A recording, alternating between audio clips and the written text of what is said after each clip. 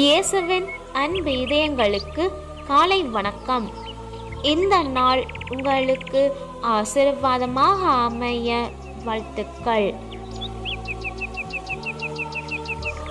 இப்புதிய நாளுக்கான ஆசீர்வாத இறைவசனம் 2 சாமுவேல் அதிகாரம் 22 இறை வார்த்தை 19.